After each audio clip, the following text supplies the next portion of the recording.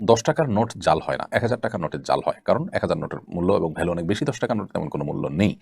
তো যার জাল হয় সে আসলে দোষী হয় না।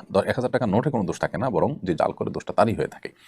বরং তার জাল করা দেখে ৳১,০০০ নোটের মূল্য এবং মর্যাদা বোঝা যায়। ঠিক একইভাবে যে দুর্নীতিবাজ, সে যদি ধর্মীয় লেবাস ধারণ করে তাহলে সে এই ধর্মীয় লেবাস ধারণ করে সে মূলত এটা যে অনেক মর্যাদার, এটা যে অনেক সম্মানের, এটা যে সততার প্রতীক, এটা সে বরং প্রমাণ করেছে এবং এখানে দোষটা তার। লেবাসের এখানে কোনো দোষের বিষয় না, বরং এখান থেকে লেবাসের মর্যাদা আরও মাহাত্ম্য আরও বেশি ফুটে ওঠে।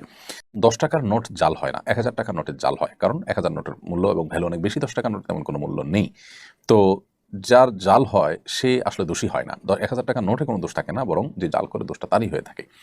বরং তার জাল করা দেখে ৳১,০০০ নোটের মূল্য এবং মর্যাদা বোঝা যায়। ঠিক একইভাবে যে দুর্নীতিবাজ, সে যদি ধর্মীয় লেবাস ধারণ করে তাহলে সে এই ধর্মীয় লেবাস ধারণ করে সে মূলত এটা যে অনেক মর্যাদার, এটা যে অনেক সম্মানের, এটা যে সততার প্রতীক, এটা সে বরং প্রমাণ করেছে এবং এখানে দোষটা তার। লেবাসের এখানে কোনো দোষের বিষয় না, বরং এখান থেকে লেবাসের মর্যাদা আরও মাহাত্ম্য আরও বেশি ফুটে ওঠে।